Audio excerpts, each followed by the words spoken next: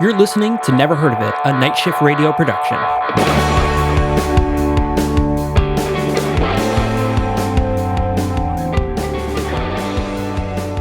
Was Brillig and the slithy toves, did gyre and gimble in the wabe.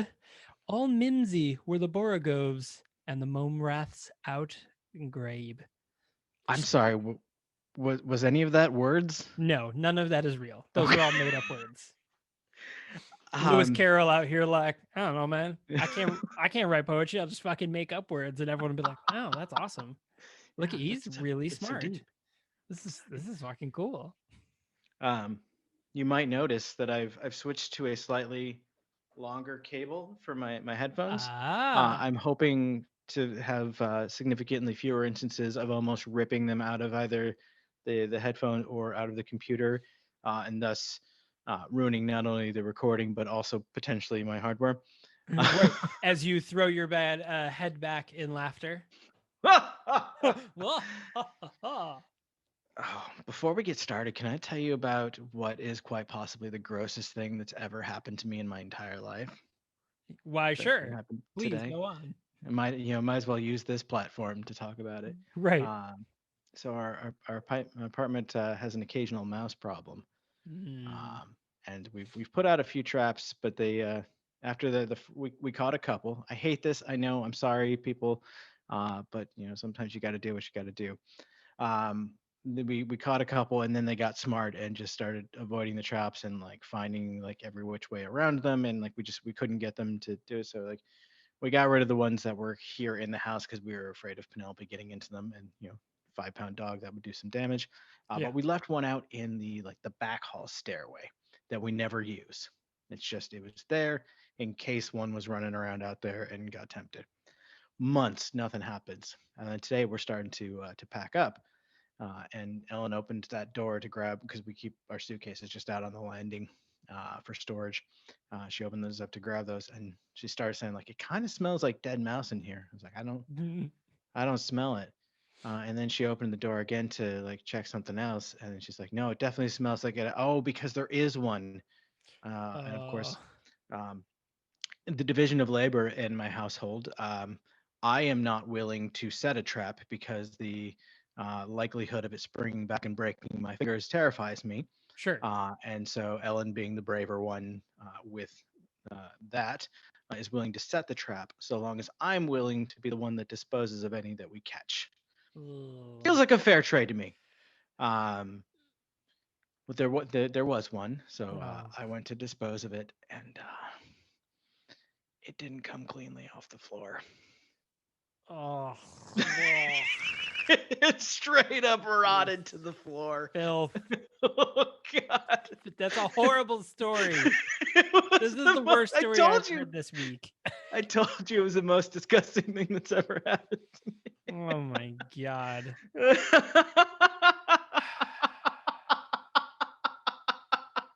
Well, that being said, hello and welcome to fucking Never Heard of It gross ass podcast. I'm your host, Michael Fight. And I'm just here for shock value. There's always one. Well, I can't even follow that. So we're podcast over. We had a good run. This made it to 151 episodes, but closed it out with a dead mouse. Done. Well, as you've guessed with the title of this episode and my poetry reading in the beginning, we are finishing our month of November. My birthday month is officially over now after today's episode, and we are wrapping it up with the 1977 Terry Gilliam film Jabberwocky. Not only 1977 film by the great Terry Gilliam, but somewhat recently, I guess, like fully remastered with the director's approval and supervision by was it the BBC or like some like British archives? Yeah, the BFI, and George Lucas. Oh yeah, so like British Film Institute, probably, right? Yep. You think The BFI, and then and then George Lucas over at Skywalker something or other. So I'm gonna get this out of the way right away. We're gonna obviously talk about this movie. I had an hour and 45-minute long anxiety attack from this movie because it's just nothing but fucking chaos for the entire runtime of the movie. Like no plot, barely any like scene structure, just fucking chaos and yelling and like too many things going on the screen and like what the fuck? So yes. So the best way to describe this movie, so Terry Gilliam, for those of you who are unaware, Terry Gilliam and the star of this movie, Michael Palin, were part of Monty Python. So they were made up of 2/5, I think, or whatever, of the Monty Python crew. And this film came out right around the time of Monty Python's growing success, more specifically the Holy Grail and stuff like that, and of which Michael Palin and Terry Gilliam were a part of. And this movie, the best way to describe it is take all the scenes of Monty Python and the Holy Grail and the Life of Brian that aren't the punchlines, like Mhm. just the parts that lead up to punchlines, Mhm. and string that together for an hour and 45 minutes. That Yeah. is this movie. Which is wild because if you've ever seen a Terry Gilliam film, like one of my favorite movies of all time is The Adventures of Baron Munchausen, which is a Terry Gilliam film. It's just fucking phenomenal. Mhm. Time Shifters is another one. Time Shifters? Wait, did I say that wrong? Time Shifters, Time Shifters, Time Time Bandits? Splitters, Time Bandits. Time Is it shitters? Time Shitters? And the name Time Shitters.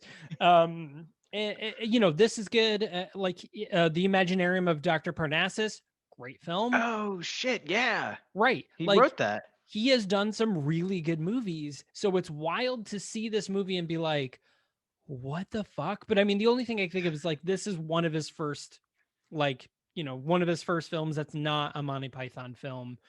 And fun fact about this film, when it first came out in a couple of countries, it was being pitched as Monty Python presents the Jabberwocky, and he was like, no, this is not a Monty Python movie, like at all. Like, even though I'm from Monty Python, like, please remove that. He had to actually sue to get it removed from the titling in a lot of the films. It's crazy.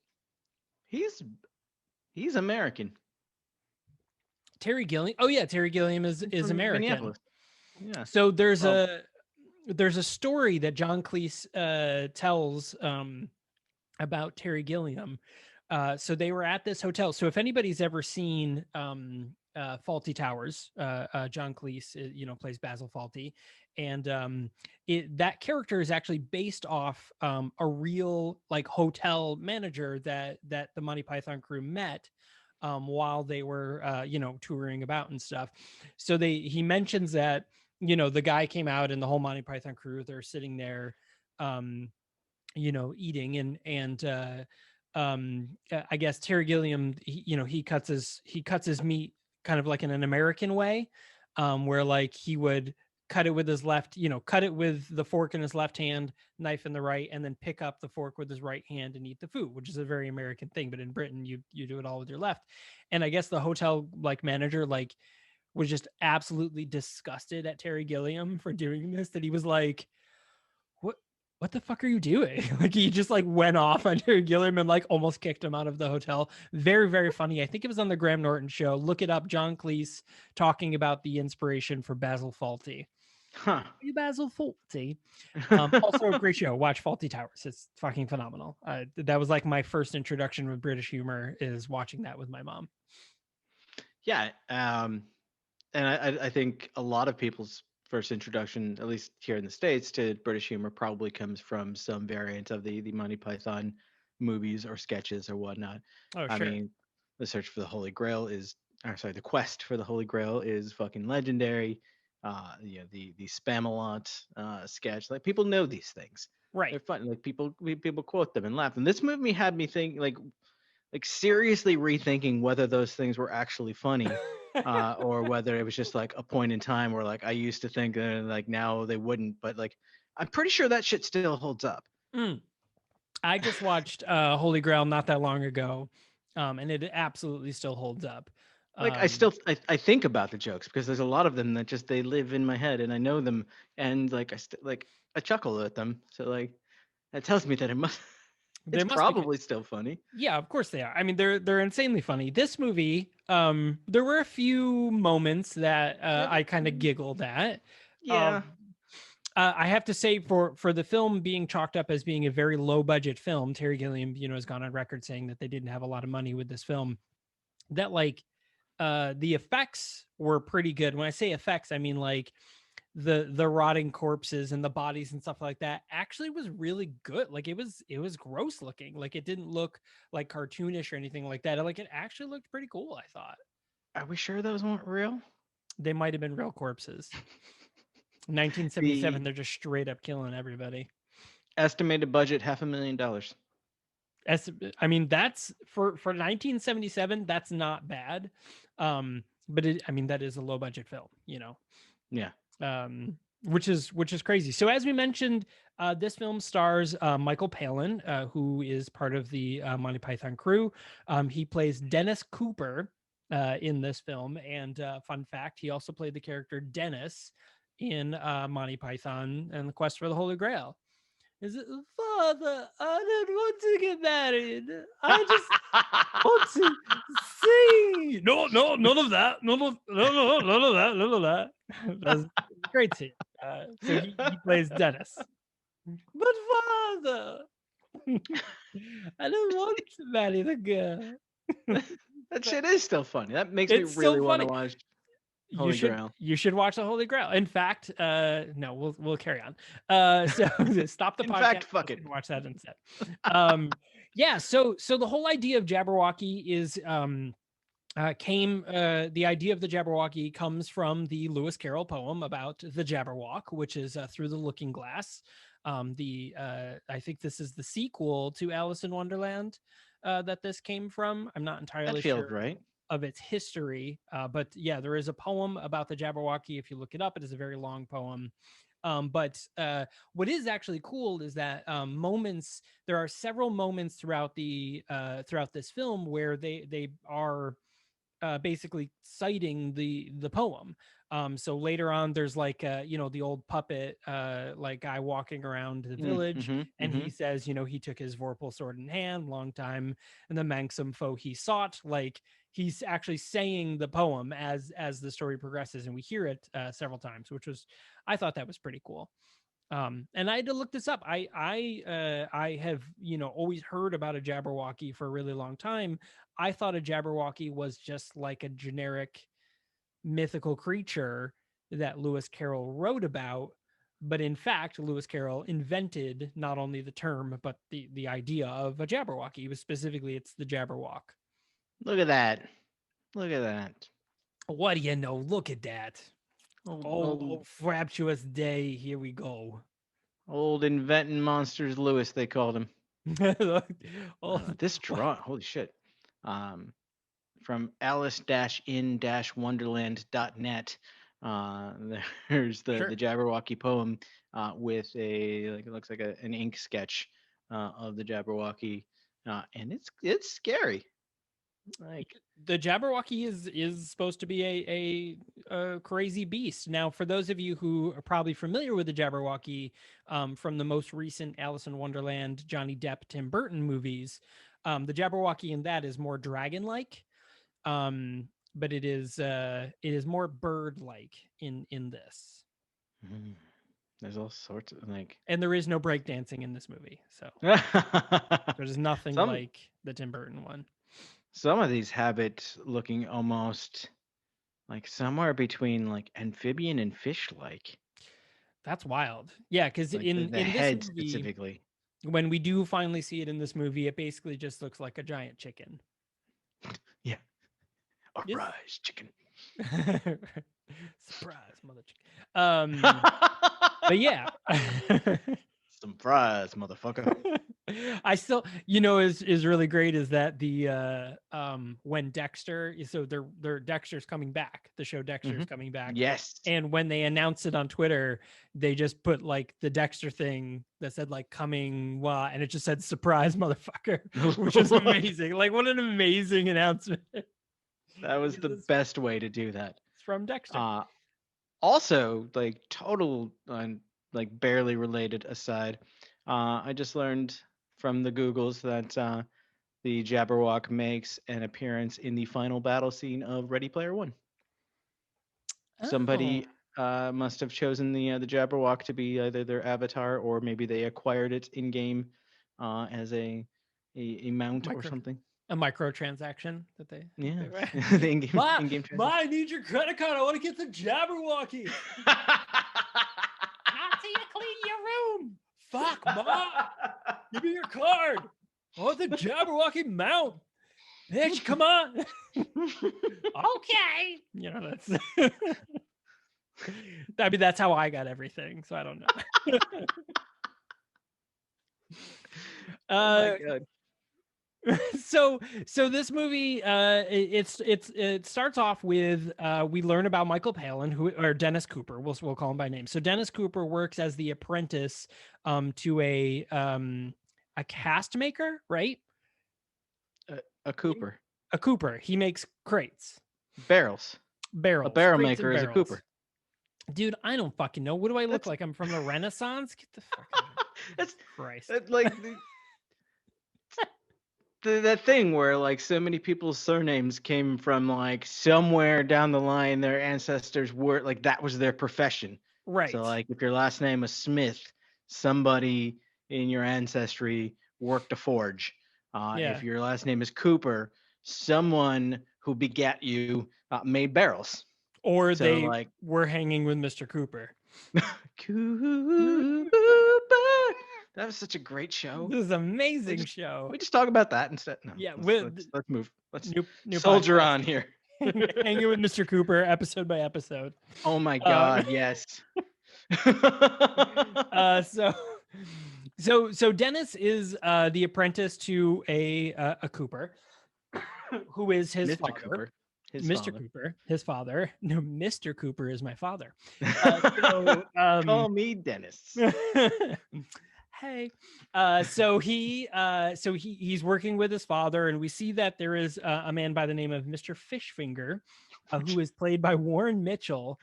And Warren Mitchell has been in a lot of British things. I mean, we're talking like old 60s, 70s things.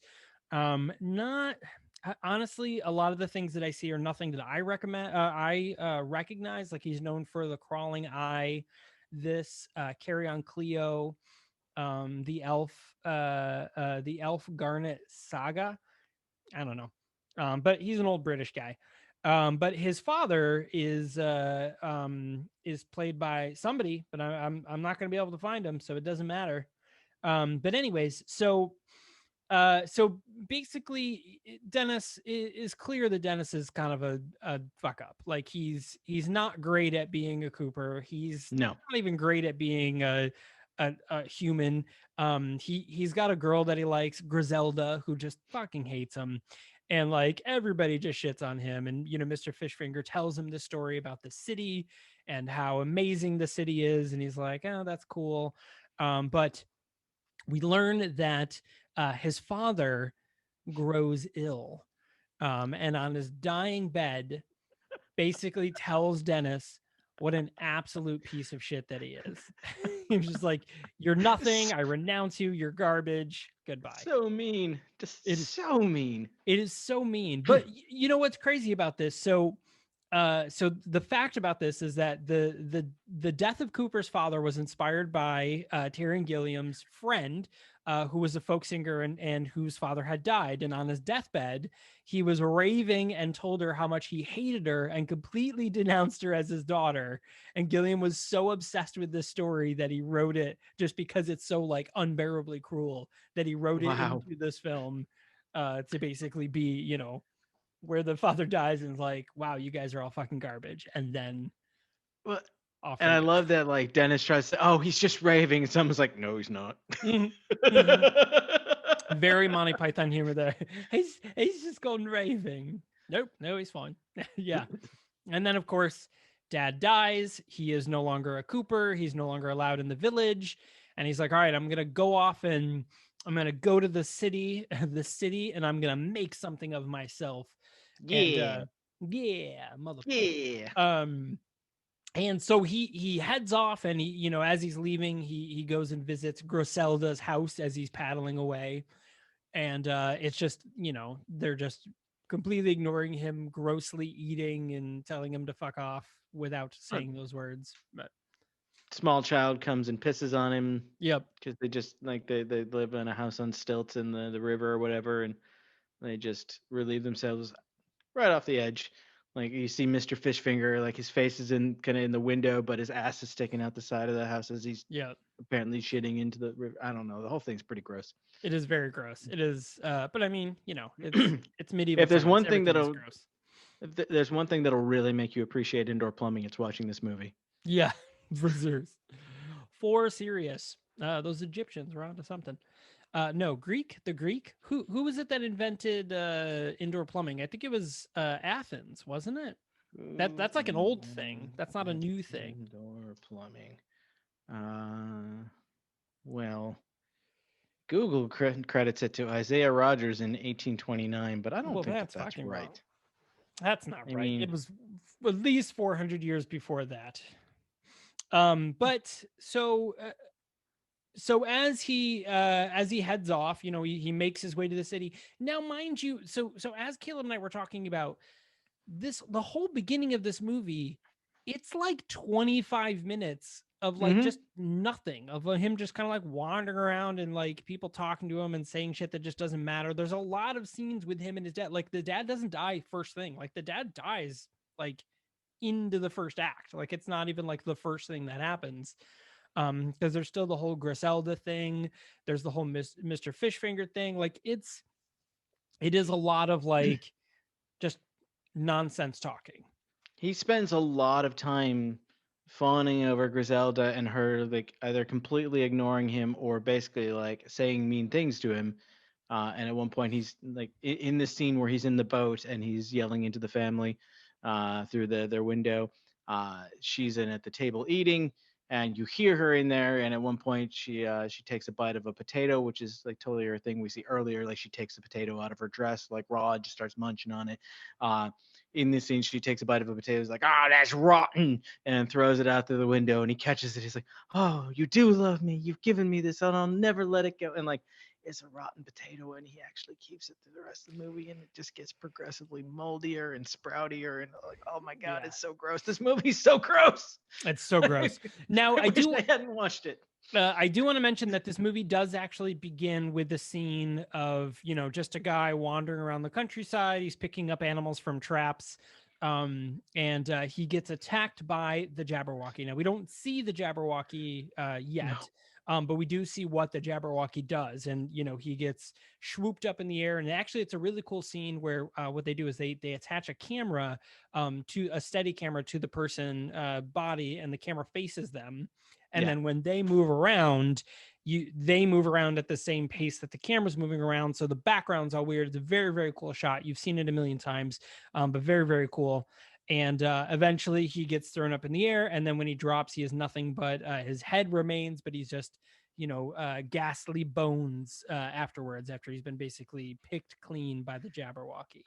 I do think that's interesting that that's the Jabberwocky's signature move, because we see that at least twice, where it eats a person, like picks their bones essentially clean. There's some gore left on them, but Sure. essentially like picks them clean and leaves the skeleton with the head completely intact. Completely intact. Yeah. Completely. Nary a bruise or scratch, as they say. Meanwhile, in the sack of animals that he's just been like collecting, there still remains at least a fox and a rabbit who are fighting inside the sack. We're like, give me the fuck out! Ah, cool, rabbit, I'm gonna eat you. And this fox is like, I can't tell if I'm really lucky or really fucked. I don't understand. Like I'm in a sack. I may be going somewhere, but there's food. I don't know what's happening. Like I just picture foxes being mostly confused, like all the time. Like what the? They kind of have that look to them. Like people like they think of them as like sly and like cunning hunters, but I think they're mostly just like they're not sure what's going on at any given moment. Why do I have such a bushy tail? What the fuck? That's what What is this thing following me all the time? Jesus Christ! It's just right there. Fuck. I love that's foxes. what I imagine. Me I too. wish I could have a fox. Me too. I mean, you can, but I wouldn't. they would Yeah. they would absolutely devour Penelope. Yeah, that would Yeah, be that would horrible. be good. Yeah. If you don't already, follow Juniper the Fox on Instagram. Fucking adorable. It's these people who actually have foxes. They have a couple of them. Oh, Uh, I might have seen that. yeah, it's great. I always watch their videos because it's like Juniper the Fox being like, just being a fucking fox, like in this people's house. It's great. It's just doing what foxes do. Just doing what foxes do, whatever that is.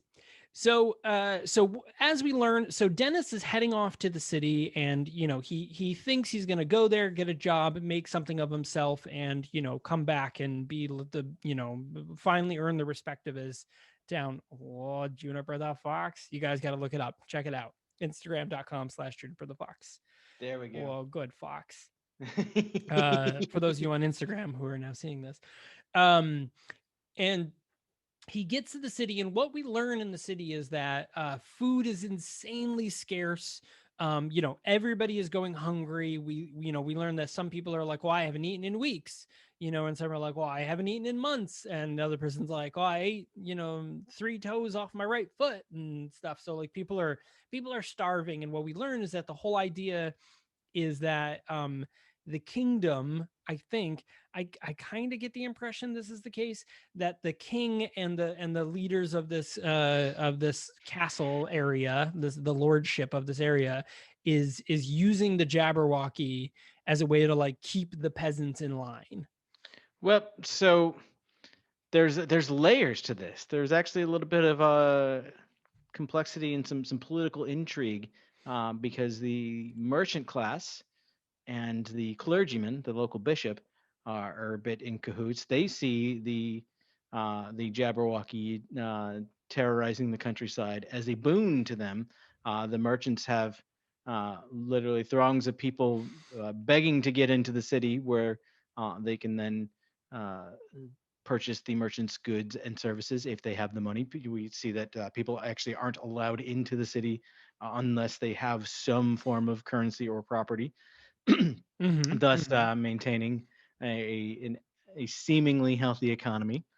And the bishop states at one point that church attendance has never been higher, as people are scared for their fucking lives. Uh, and the king is clueless. The king is a uh, barely clinging to life old man who has Oh no yeah. idea what's going on. His castle is literally falling apart. Uh, One of the few like truly humorous scenes to me is one where like someone spends an entire scene, like you can see them just like in the background as the rich people are talking. He's cleaning up stone and debris and dust and stuff like that from the throne room floor, and like puts it all in a barrel and starts to walk away. And then like someone slams into him and the barrel falls and it just all goes everywhere again. Yeah, so the king is played by Max Wall.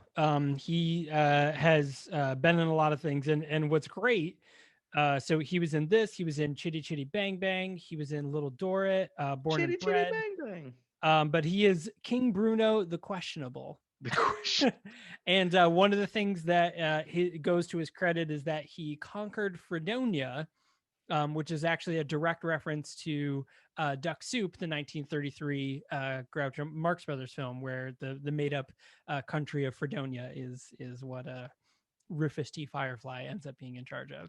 Well, look at you knowing that reference. I mean, Marx Brothers; those are my jam. That's the That's other thing totally I your grew jam. up on. I love the Marx Brothers. Like, this is not the first time that duck soup has come up in this podcast. It probably won't be the Nor will it last be the either. last, I'm sure. Yeah, definitely will not. But I just have King Bruno the Questionable. Um, but it is, I mean, his whole cavalcade is pathetic. His trumpeter is like doesn't know really how to play. Like just everybody's really pathetic, and I think it's very funny. It is very amusing to me. So before we head off to a commercial break, I do want to say one, hey, thanks for listening, guys. Yeah. You know, we Yeah. appreciate that. It's cool that you do it, and it keeps us going, literally. And we're like Tinkerbell, like we only survive on listens instead of hand claps. Um, That's a reference.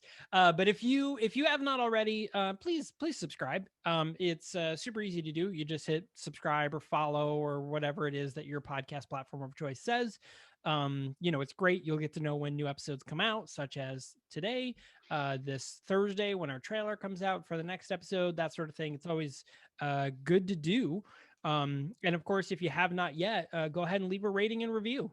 It's also super easy to do. It'll only take you a couple of minutes, and it helps us immensely, immensely.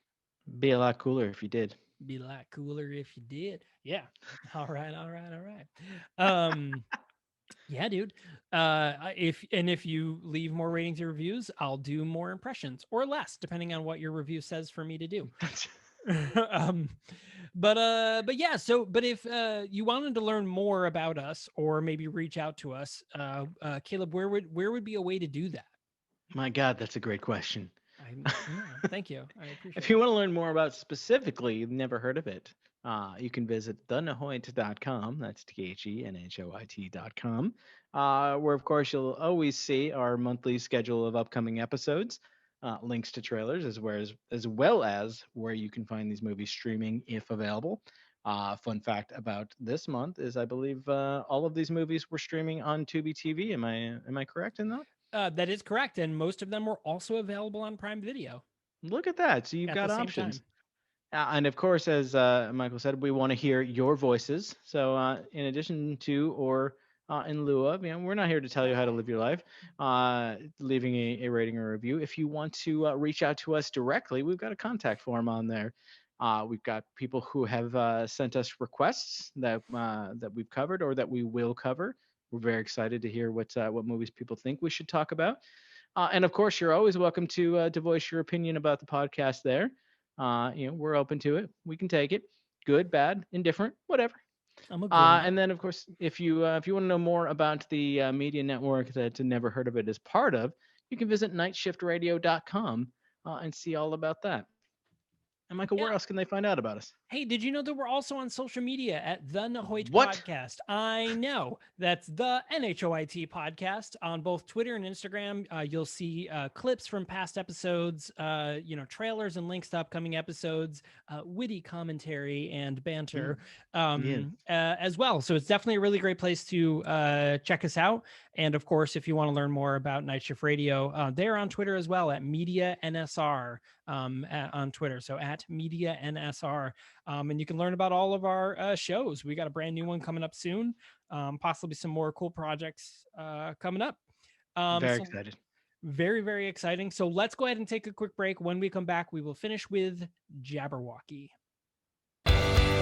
You're listening to a Night Shift Radio production. Night Shift Radio is a modern media company bringing you shows that entertain, inform, and most importantly, provide an escape. Never Heard of It dives into the world of bad, obscure, and sometimes just weird movies. Follow along with the crew of Set Condition 1 as they experience the 2004 sci-fi hit Battlestar Galactica, one episode at a time. Each week on Left of the Dial, we explore a new record or revisit an old favorite. We'll bring in guests to talk about their own music and the state of the industry. The Superpod Hero Cast, guys with beers talking about movies with capes. They draw a random comic-inspired movie from Thor's helmet and offer thorough, insightful, and humorous commentary. And once a month, tune into the Storyteller series and get lost in the magic of a good old-fashioned radio drama.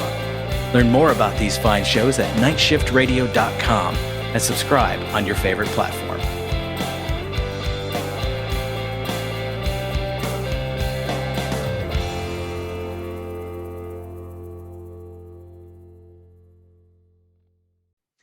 Hello and welcome back. Hey, how's it going? Hey, it's going good, my man. That was a great Man, ad. man. that we It just was a heard. really good ad, actually. I'm not gonna lie. All of the thing that we advertised for.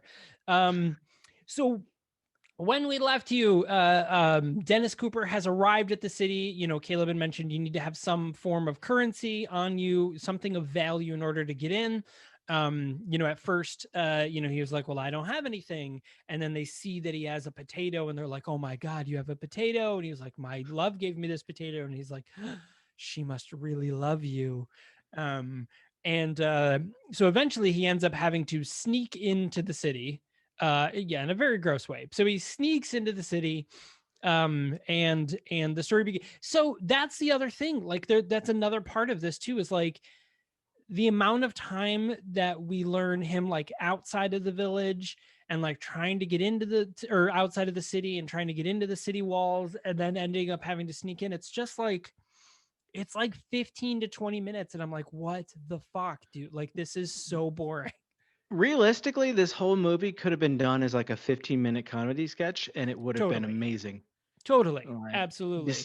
distill it down to some punchlines and some really great like Python era visual gags just happening in the background. Like you don't even have to acknowledge them; they just happen. Like I mentioned the thing with the barrel. Like that was hilarious to me. That was one of the funniest things. It's just like a bullshit visual gag that you'll miss if you're not paying attention. Like he could have made the whole thing like that, and I don't. You know what? Terry Gilliam knows what he's doing. I'm not Terry Gilliam. I can't talk too much shit about him. The man's a fucking legend, but Yeah, I mean, no, totally. There's a lot of little parts of this movie that are really great. Like, the trumpeter being terrible. The priest at the end when he dips his fingers in the holy water and he raises his hands up and then he just flicks the water at the guy and wipes his hands off like, ugh. And he was like, that's it. And he goes, yep. This whole procession that's like several minutes long as the bishop is coming through with his guard who are like shoving the people out of the way, and there's all the fanfare, and they get up and then he just like flicks the holy water and turns away. Is that it? That is it. Yup. Yep. It's great. That's a really great thing. The barrel thing. I mean, there's a lot of like little great sight gags and quips and stuff like that are just fantastic. They were really good, but like the slog you have to get through to get to them is just so much. It's so much. So we learn that the king decides to basically show the people that he's trying to do something to help them with the food. He decides he's going to throw a tournament. So he's going to do a joust. And this is another one. So when the king's men come up to make the announcement and the guy keeps messing up what it is, what the prize is going to be, there's going to be a juiced. I'm sorry, a joust. And then, he said, and the winners shall receive half the king's daughter's hand in marriage, the whole kingdom, and ham or something, So it's like he just keeps doing like, oh, nope, I'm sorry. Nope, that's not right. And the other guy whispers in his ear. And there's like the gag with the drum. Very funny scene, very drawn out, but it was funny. But there's so like, you gotta sit through it to get to that. Like that's the thing. Like you really he makes you work for those like little moments. So the joust is like the king decides that he wants to reinvigorate the people and like you give them something to cheer for. So in addition to selecting someone who can fight and kill the Jabberwocky and save the people, he wants to make it memorable. So he's like, we must have a tournament. And the people are like, I don't really know that that's like a good. He's no, we must have a tournament to the death, like the old days. And my thought as they're doing this, like it's a very classic trope. Like we'll bring all the greatest in the kingdom together, and they'll fight each other tournament style until one remains, and that will be our champion. There's two major problems with that. Sure. One, if you've got all these people that are potentially qualified, why not get them all together and send them out to hunt the thing? Like you've got better chances that way by having them kill each other. Not only are you completely like destroying your talent pool, but the one guy who's left is probably going to be pretty tired. If not severely injured after fighting off all the other best warriors in town. After almost all of the kingdom's finest are dead, they do finally reach that conclusion. They're like, maybe this isn't the most efficient way by having them like they're almost all dead. We only have like 12 guys left. And he's like, I know. We'll have them play hide and seek. Hide and seek. Which I get is another like somewhat drawn out but funny visual gag as they're like all like doing a Scooby-Doo style run in between these tents. Right. And like Nobody can find each other. And then finally they're like, "We have our champion, sir. Well, where is he?" "Well, no one's found him yet." Like, that's why he's good. That's that's why he's the champion. Will we find him eventually? Um, wonderful. But that ties into another subplot with the Squire. The Squire. Yeah. So once Dennis finally does eventually make it into the city, he ends up in a bar with the Squire, who is played by Harry H. Corbett, who has been in a lot of things, very up there, 60s guy. He was in Steptoe and Son, Carry On Screaming, a couple of Steptoe and Son things, and Rattle of a Simple Man. He was in a bunch of, I think, very 60s, films. Like, so anyways, so the Squire is a ladies' man. He's out and about, getting the girls, as you say, and he ends up sleeping with the girl of of the bar owner, I guess is the Chamberlain. He's credited as I think as a landlord, but yeah, I mean he's an innkeeper, a tavern owner. Oh yeah, who was played by Bernard Bresslaw, who has been in a few things as well. He was in Krull, which stars Which some films. he looks like someone to me, and I can't think of his name. And maybe someone who's been in more recent things. He was in the Young Indiana Jones Chronicles, and he hasn't. I mean, he hasn't been anything since 1993. He died then. But he's been in a few things that you might have seen. Like I am definitely thinking of a different person.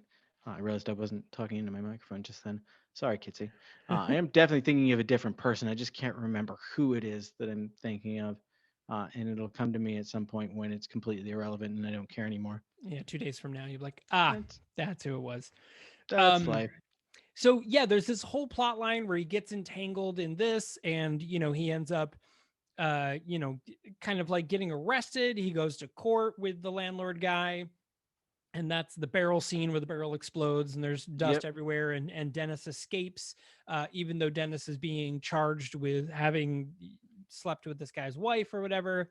And the king ends up sending the landlord guy off to prison for being a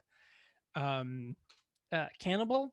And it's crazy, but that's like a whole weird I mean, that goes on for a really long time. Like, that's most of the thing, but it does come full circle later, is after running back into the Squire, who is carrying his knight's armor around. Dennis and the Squire finally gets there, and then they realize that Dennis, or the Squire's boss, has won the championship, and he's going to be sent off to go fight the Jabberwocky, and the Squire has to go with him. So the Squire's like, "No way, dude, I ain't going with him." So he's like, "You're the Squire now. Here, take this. You'll never know." So there's that whole thing that happened, but there's so much more that happens. Like, we just summarized this movie in like 15 minutes, but it's like, this is like an hour and 45-minute long movie. That's what I'm saying. Like it could be so much shorter, and like the better for it. Like I mean, it's a broken record with us, but like sometimes you watch a movie and you think like this could definitely have been longer. They could have been more exposition here. They could have really dug into this plot line or whatnot. This is not one of those. Yeah. No, 100% not. But I do want to talk about jousting for a minute. Specifically because of the movie A Knight's Tale. Oh. I fucking love that movie so much. I think, now, don't get me wrong, The Dark Knight is an amazing movie. Heath Ledger is an amazing Joker, but I still to this day will say that A Knight's Tale is the best Heath Ledger film. I don't remember A Knight's Tale well enough to say if you're wrong or right. Well, I mean, obviously right. I'm never wrong. I mean, I would counter with 10 Things I Hate About You. Also a very good Heath Ledger film, but is not, A Knight's Tale is better. Heath Ledger's performance is better. Not only is it one of the finest Heath Ledger performances, I would go so far as to say it's one of the greatest movies of all time. I will. I mean, Don't at me. I 100% agree with you. 10 Things I Hate About You, also, which is a variation on Taming of the Shrew, is fantastic. That movie is absolutely brilliant. I think about all of that. I mean, you have a young Joseph Gordon-Levitt. You've got Julia Stiles. You've got Heath Ledger. You've got Larissa Olenek, which, hello, The Secret World of Alex Mack. One, why isn't that show streaming anywhere? Because it was fucking fantastic. Yeah. Two, Larissa Olenek. Need I say more? She was great. I love Larissa Olenek. It was a great movie. World of Across the board. But that is a fantastic movie. It's a pretty good cast. The dad is great. Teachers are great. I mean, it's a very good movie. But A Knight's Tale, it's pretty good. You got fucking, you've got Alan Tudyk is in it. You've got I forgot who it is that plays Geoffrey Chaucer in that movie. But you've got the guy who plays Chaucer. You got Rufus Sewell. Paul Bettany. Paul Bettany is Geoffrey Chaucer. It's fucking Vision from the Marvel Universe. Yeah. You've got Shannon Sossamon. Like I said, Alan Tudyk. Just fucking great movie. Great movie. Love that movie. Watch A Knight's Tale. It's also streaming on Amazon Prime. It's a good movie, and it's about jousting. Sorry, I am listening. I am paying attention. I remembered who I was thinking of, and I'm just trying to find his name. Oh, okay. Because he was in an episode of The Walking Dead in season 6, I believe. You know what's so Rufus Sewell is the bad guy in A Knight's Tale. And you know what other movie he was in that I still think is a really good movie that a lot of people are like, that movie's fucking weird? Dark City. John Carroll Lynch as the man that I thought reminded me of the guy who plays the bartender. He was Mac McDonald in The Founder. He was Norm Gunderson in Fargo, Gothica, American Horror Story. He's been in a bunch of shit. Like he's a guy that you've almost definitely seen at some point. The barkeep reminded me of a like 70s version of him. Interesting. Figured it out. Totally irrelevant to this. Caleb will sleep easy tonight. Yes, having figured finally. Yeah. Fine. That's all it took. Nothing else. Yeah, so I'm trying to think of what else smart. So something to note about this movie. So I actually at first, kind of seeing the story of this movie, I was like, oh, maybe, I'll have my daughter watch this movie with me. And then I kind of looked up some of the info and I was like, nope, this is not a movie for her. So there's not really any swearing per se. And but not that you could understand it anyway. Right. Because everybody talks over everyone else. There is an instance of female full frontal nudity.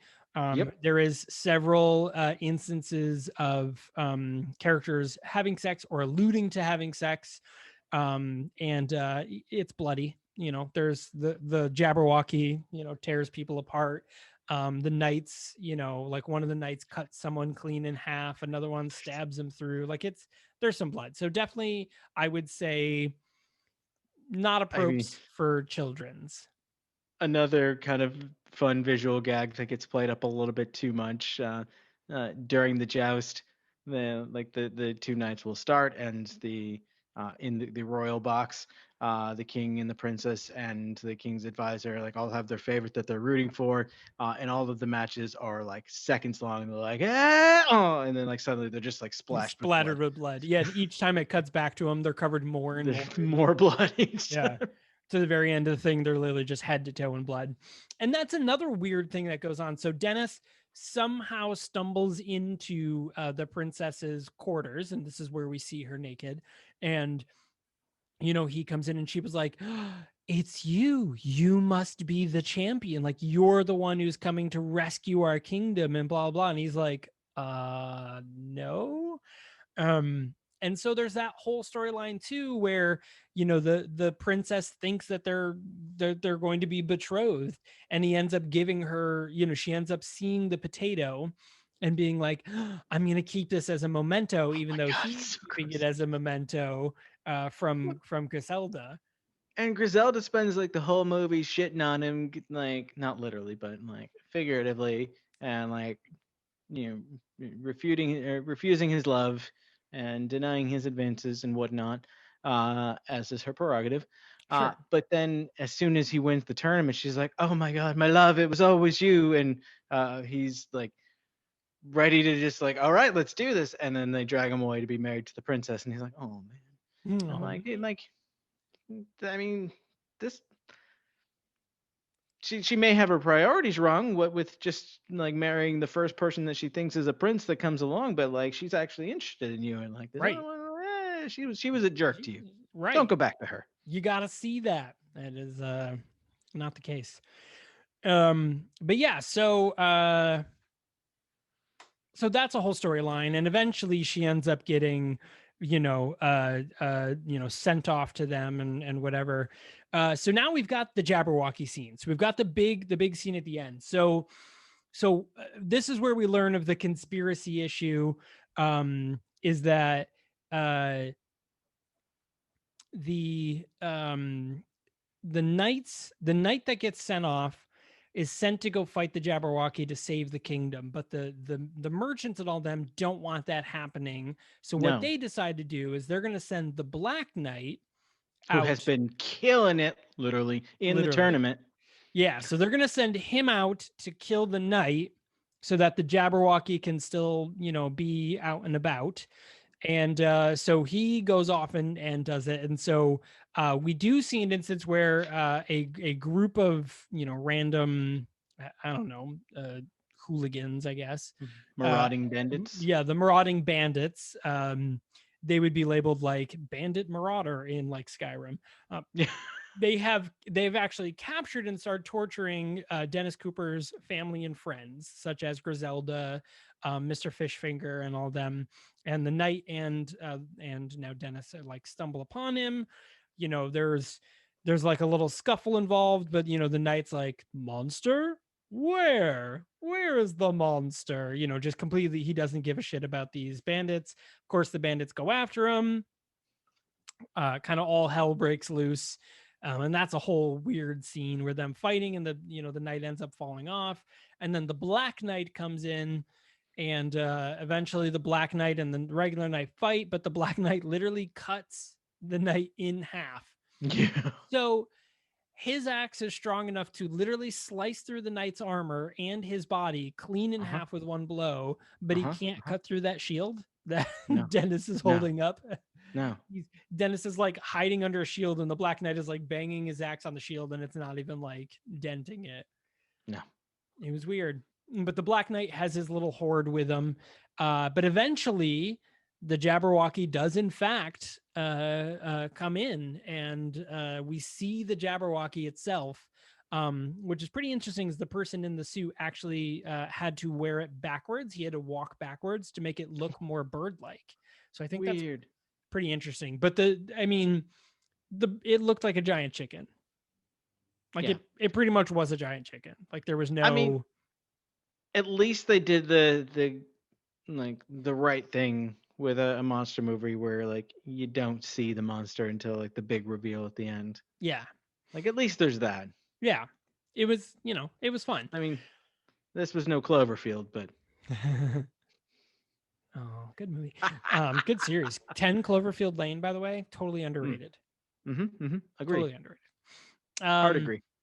So we see the Jabberwocky, the Black Knight is like, fuck, I'm gonna go fight this like thing because it's about to kill me. So the Black Knight is fighting with the Jabberwocky, and he gets one of the final killing blows in it, but just before the Jabberwocky dies, it knocks the knight and he goes flying off a cliff to his certain doom.